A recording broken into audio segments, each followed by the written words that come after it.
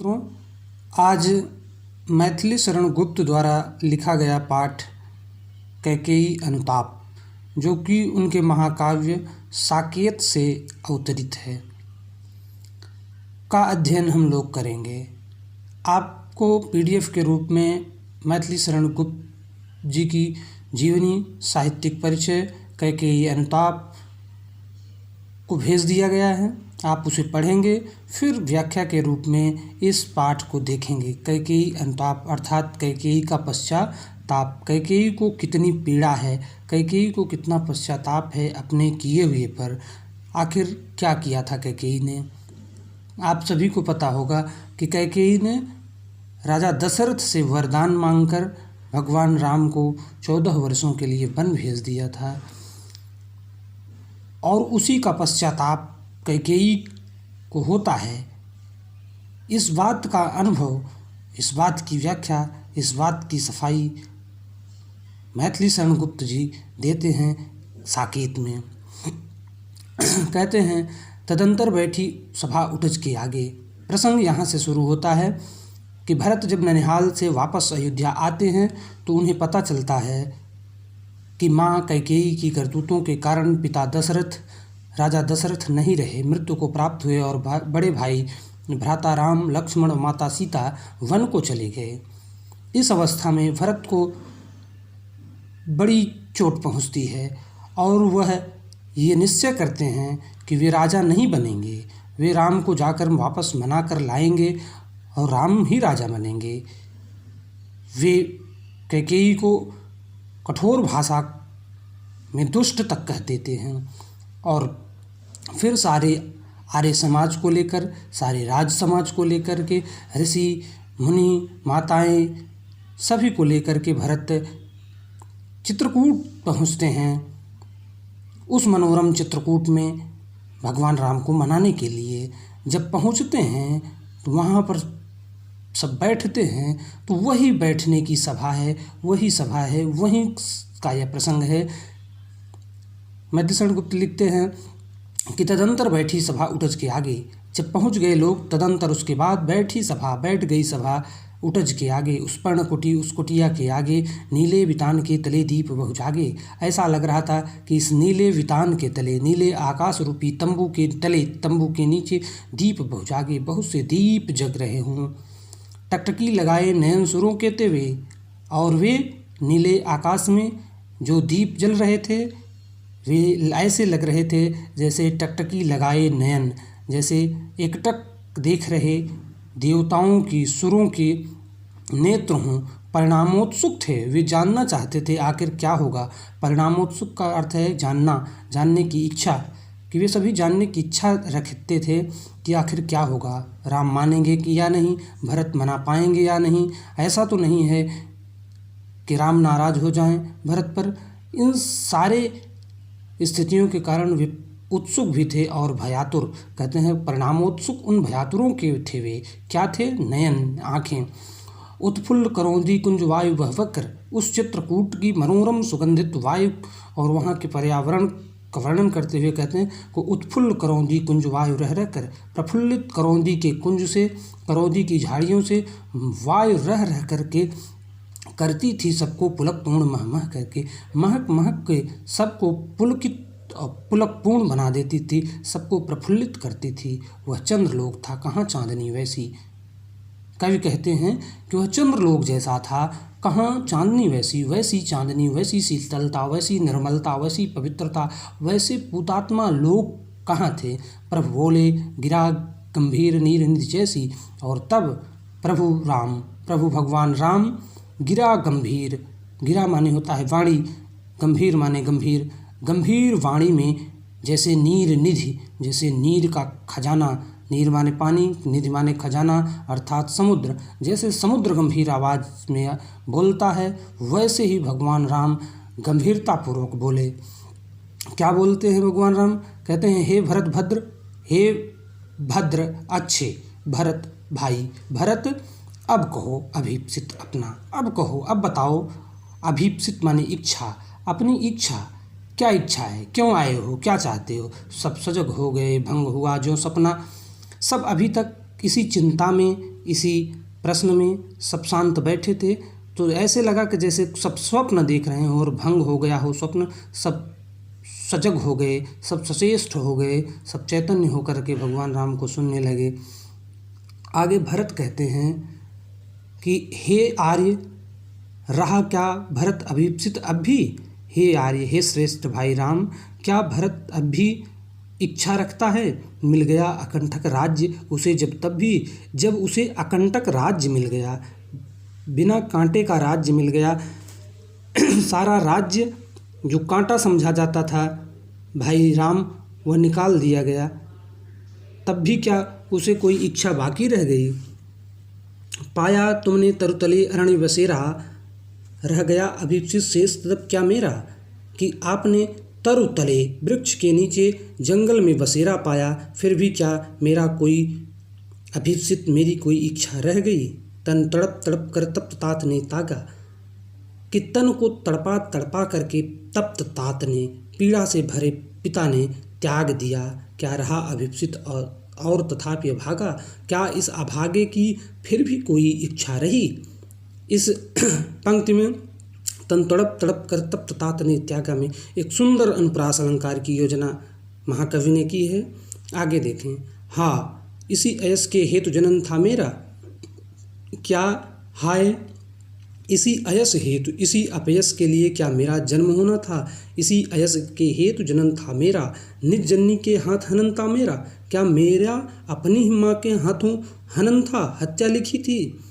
अब कौन अभीप्सित और आर्य वह किसका? और भरत कहते हैं कि हे आर्य, हे श्रेष्ठ भाई, वह कौन और किसका, किसकी अभीप्सा? संसार नष्ट है भ्रष्ट हुआ घर जिसका। कह रहे संसार नष्ट हो जाता है जिसका घर भ्रष्ट हो जाता है। मुझसे मैंने ही आज स्वयं मुँह फेरा, हे आर्य बता दो तुम्ही अभीप्सित मेरा। कि हे आर्य, अब तुम्ही मेरी इच्छा बता दो, मुझसे तो आज मैंने स्वयं मुँह फेर लिया। कहने का अभिप्राय कि मुझको तो मुझसे ही घृणा हो रही है, अपने ही ऊपर मुझे पश्चाताप अभिशाप हो रहा है। प्रभु ने भाई को पकड़ हृदय पर खींचा। भरत के इस आशय को जानकर, भरत की इस मंशा को जान करके प्रभु ने भाई को पकड़ हृदय पर खींच लिया, हृदय से लगा लिया। फिर रोदन जल से सविनोद उन्हें फिर सींचा। फिर आंसुओं से, रोदन जल रोने के जल अर्थात आंसुओं से उन्हें विनोद पूर्वक खुशी खुशी उन्हें अब सींचा, उससे सिंचित कर दिया। उसके आशय की थाह लगेगी किसको, जनकर जननी ही जान न पाई जिसको। राम कहते हैं भरत के लिए कि उसके आशय की थाह लगेगी किसको, उसके मन की थाह किसे लगेगी, उसके मन का आशय किसे पता चलेगा कि जिसको जन्म देकर, जिसकी जननी ने ही, माँ ने ही जिसको न समझ पाया, अर्थात भरत को जन्म देकर कैकेयी ही नहीं समझ पाई कि भरत कैसा है, भरत कैसे इतना प्रेमी है अपने भाई का, उसको नहीं समझ पाई। तब भरत कहते हैं कि भैया अगर ऐसी बात है, यह सच है तो अब लौट चलो तुम घर को।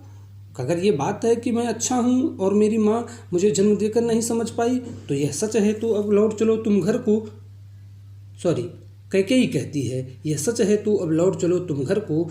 चौक सब सुनकर अटल कैकेयी स्वर को, कि अगर भरत अच्छा है तो अब आप भगवान लौट चलें घर को। ऐसा वचन कैकेयी ने कहा तो सब चौंक पड़े।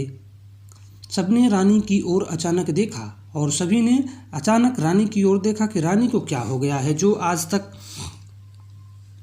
अपने पुत्र भरत के लिए राम को वन निकालने वाली थी, आज वह ऐसा कैसे कह रही है।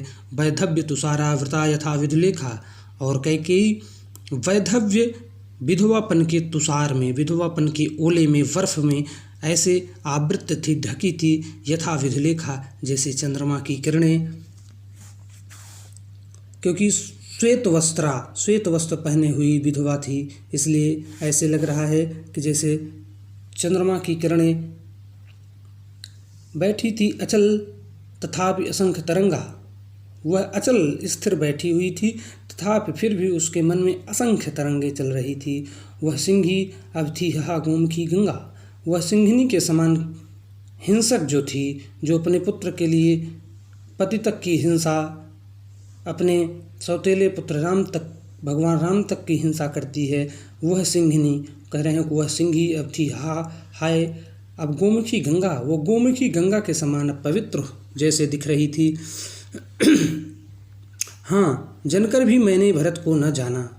कैकेयी कह रही, हाँ जनकर भी, मैंने जन्म देकर भी भरत को नहीं जाना। सब सुन ले, ये ध्यान से सब रखें, ध्यान में रखें कि तुमने स्वयं अभी यह माना कि आपने, हे प्रभु राम, आपने अभी यह माना कि मैंने जन्म देकर भी भरत को नहीं जाना। यह सच है तो फिर लौट चलो घर भैया, कि अगर यह बात सच है कि मैं जन्म देकर भी भरत को नहीं समझ पाई, ये बात आप खुद कह रहे हैं, तो अब लौट चलो घर भैया। अपराधिन हूँ तात तुम्हारी मैया। अपराधिन हूँ तात, हे पुत्र। तात का अर्थ पुत्र, पिता, पति कई अर्थों में होता है, तो यहाँ अपराधिन हूँ तात, हे पुत्र मैं अपराधी हूँ, तुम्हारी मैया, तुम्हारी माँ। दुर्बलता का चिन्ह विशेष शपथ है, पर अभिलाजन के लिए कौन सा पथ है। दुर्बलता का चिन्ह विशेष, कि दुर्बल व्यक्ति का सबसे विशेष चिन्ह है कि वह शपथ लेता है, इससे ज़्यादा और क्या कर सकता है। पर अबलाजन के लिए कौन सा पथ है, लेकिन अबला स्त्री के लिए इसके अतिरिक्त कौन सा रास्ता है, कौन सा पथ है। अपनी शपथ के लिए खाती हुई कैकेयी कहती हैं कि यदि मैं उकसाई गई भरत से हूँ तो पथ समान ही स्वयं पुत्र भी खूँ, कि हे राम, अगर मैं भरत द्वारा उकसाई गई हूँ, राज्य हड़पने के लिए षड्यंत्र भरत के द्वारा मुझे सिखाया गया हो, तो पथ समान ही स्वयं पुत्र को भी खो दूँ, भरत को भी मैं खो दूँ। ठहरो, मत रोको मुझे, रुके रहो, मुझे मत रोको, मुझे कहूँ सो सुन लो, जो कह रही हूँ उसे सभी ध्यान से सुन लें। पाओ यदि उसमें सार, उसे सब चुन लो, कि यदि उसमें कोई सार तो है, कोई सारांश है, कोई मतलब की बात है, कोई अर्थ की बात है, कोई ठीक ठाक बात है, तो उसे सब चुन लें, सब जान लें। करके पहाड़ सा पाप मौन रह जाऊं, कि इतना बड़ा पाप करके, इतनी बड़ी दुष्टता करके मैं मौन रह जाऊं। कैकेयी कह रही कि मैं चुप रह जाऊं, राई भर भी अनुताप न कर पाऊं, कि मैं सरसों के बराबर भी राई भर अनुताप पश्चाताप न करने पाऊं। थी स नक्षत्र ससनिसा ओस टपकाती। स नक्षत्र, नक्षत्रों से भरी हुई ससनिसा, चांदनी रात जो है ओस टपक रहे थे। रोती थी नीरव सभा हृदय थपकाती, वह पूरी शांत सभा रो रही थी और अपने अपने हृदय को थपकियाँ दे रही थी, अपने अपने हृदय को सहारे दे रही थी। उल्का सी रानी दिशा दीप्त करती थी, सब में भय विस्मय और खेद भरती थी। उल्का सी रानी, जैसे उल्का आकाश में चमक करके प्रकाश को बिखेर देता है, दिशाओं को दीप्त कर देता है, दिशाओं को बता देता है, वैसे ही कह रहे उल्का सी रानी दिशा दीप्त करती थी, सब में भय विस्मय और खेद भरती थी, कि अपनी बातों से सब में भय आश्चर्य भर देती थी। क्या कर सकती थी मरी मंत्रा दासी। आगे कैकेयी अपनी सफाई देती हुई, अपने पक्ष में तर्क रखती हुई कहती थी, कह रही है क्या कर सकती थी मरी मंथरा दासी, कि मरी हुई मंथरा, वो भी दासी, गुलाम मेरी, वह क्या कर सकती थी, उसका कोई दोष नहीं है। मेरा ही मन न रह सका निज विश्वासी, कि मेरा ही मन अपने ऊपर विश्वास न रह सका, और मंथरा का इसमें कोई दोष नहीं। जल पंजरगत अब अरे अधीर अभागे, वे ज्वलित भाव थे स्वयं तुझी में जागे। कह रही हैं अपनी आत्मा को धिक्कारते हुए कैकेयी कि जल जलो मरो, पंजरगत पिजड़ी में बैठे हुए, पंजर अस्थि पंजर शरीर रूपी पिजड़ी में गत बैठे हुए, अरे अधीर अभागे, हे आत्मा, अभागे आत्मा, वे ज्वलित भाव थे स्वयं तुम्ही में जागे, कि तुम्ही में भी ये जलते हुए भाव तुझी में ही जगे थे, दूसरे में नहीं, इसलिए अब तुम ही जलो, हे मन, हे आत्मा, तुम ही पीड़ा पाओ।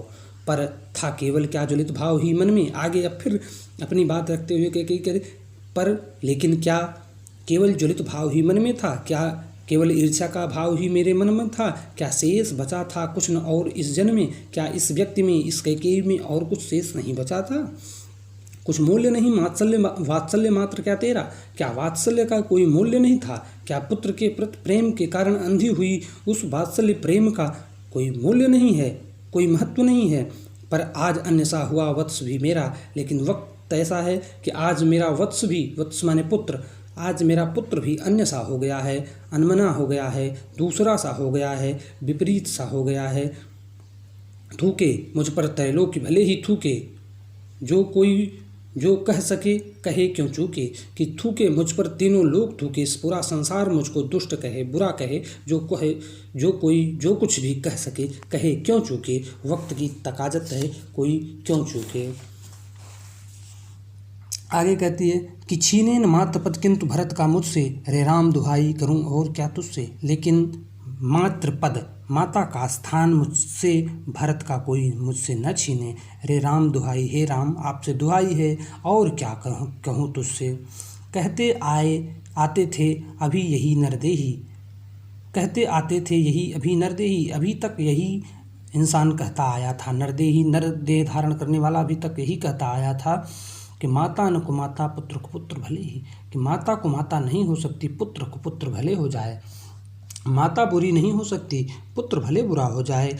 लेकिन कैकेयी कह रही अब कहें सभी यह हाय विरुद्ध विधाता है, पुत्र पुत्र ही रहे कुमाता माता, कि अब इसके विरुद्ध विधाता यह कहने को आया कि पुत्र तो पुत्र ही रहा, भरत तो भरत ही रहा, लेकिन माता कुमाता हो गई, माता बुरी हो गई, कैकेयी बुरे कर्मों के कारण बुरी हो गई। बस मैंने इसका बाह्य मात्र ही देखा, मैंने तो भरत का बाह्य मात्र ही देखा, बाहर बाहर से ही समझ सकी, पर दृढ़ हृदय न देखा, मृदुल गात्र ही देखा। मैंने इसका राम के प्रति प्रेम का दृढ़ता, प्रेम की दृढ़ता, प्रेम की मजबूती नहीं देखी, दृढ़ हृदय न देखा, राम के प्रति इसका मजबूत हृदय न देखा, मृदुल गात्र ही देखा, कोमल बच्चा ही समझा, कोमल शरीर ही देखा कि मेरा पुत्र है, बड़ा कोमल है, इसके लिए सब कुछ ले लेती हूँ। परमार्थ न देखा, मैंने दूसरे का भला न देखा, परमार्थ न देखा, पूर्ण स्वार्थ ही साधा, पूरी तरह स्वार्थनी हो गई, इसी कारण ही तो आज आए यह बाधा, कि यह बाधा इसी कारण तो ही आई है। युग युग तक चलती रहे कठोर कहानी, युगों युगों तक, शताब्दियों शताब्दियों तक चलती रहेगी एक कठोर कहानी, एक बुरी कहानी, कि रघुकुल में भी थी एक अभागिन रानी, कि राजा रघु के वंश में भी एक अभागी, एक दुष्ट स्त्री थी। निज जन्म जन्म से सुने जीव यह मेरा, कि जन्मों जन्मों तक यह मेरा जीव, यह मेरी आत्मा सुने, धिक्कार उसे था महास्वार्थ ने घेरा, कि धिक्कार उसे इतने बड़े स्वार्थ ने घेरा था, इस बात को मेरा जीव मेरी आत्मा जन्मों जन्मों तक सुनेगी। 100 बार धन्य वह एक लाल की माई।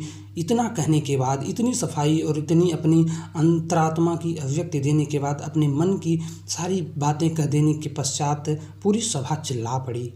100 बार धन्य वह एक लाल की माई, जिसने जना है भरत सा भाई, पागल सी प्रभु के साथ सभा चिल्लाई। प्रभु के साथ, भगवान राम के साथ सारी सभा चिल्ला पड़ी कि 100 बार धन्य वह एक लाल की माई। एक लाल अर्थात भरत की माँ धन्य है जिसने भरत जैसा भाई पैदा किया है। हाँ, लाल उसे भी आज गंवाया मैंने, हाँ वह पुत्र भी मैंने आज गंवा दिया, खो दिया। विकराल कुयस ही यहाँ कमाया मैंने विकराल कुयस, कठिन अपयस, कठिन बुराई ही यहाँ कमाया। निज स्वर्ग उसी पर वार दिया था मैंने तो अपना सारा स्वर्ग उस पर वार दिया था, उस पर न्यौछावर कर दिया था। हर तुम तक से अधिकार लिया था मैंने। कैकेयी कह रही मैंने तुम लोगों से भी, उसके लिए तुम लोगों तक के भी अधिकार हमने छीन लिए थे, मांग लिए थे, पर वही आज यह दीन हुआ रोता है। लेकिन वही आज दीनहीन हुआ किस तरह रोता है। तब से वह संकित है, घृत हिरण तुल्य, घायल हिरण के भांति संकित है, डरा हुआ है। श्रीखंड आज अंगार चंड है मेरा श्रीखंड, शीतल चंदन का टुकड़ा जो शीतल रहता था, शांत रहता था, वह भरत आज अंगार चंड है, अंगार के टुकड़े की तरह दहक रहा है, गुस्से में है, क्रोध में है। तो इससे बढ़कर कौन दंड है मेरा? तो इससे बढ़कर के क्या दंड है कि पुत्र जब माँ के विपरीत हो जाए, इससे बढ़कर के क्या दंड है मेरा? पटके मैंने पदपाणि मोह के नद में, मैंने अपने पद और पाणी, हाथ और पैर मोह के नद में, मोह के कीचड़ में, मोह की नदी में, मोह के गड्ढे में पटक दिए। करे जन क्या करते नहीं स्वप्न में मद में, लोग स्वप्न में और अभिमान में मद में क्या क्या नहीं करते। हाँ दंड कौन, क्या उसे डरूंगी अब भी? मेरा विचार कुछ दयापूर्ण हो तब भी, कि कौन सा दंड है किससे अब डरूं? मेरा विचार कुछ दयापूर्ण हो, कुछ बदलाव से भरा हो तब भी।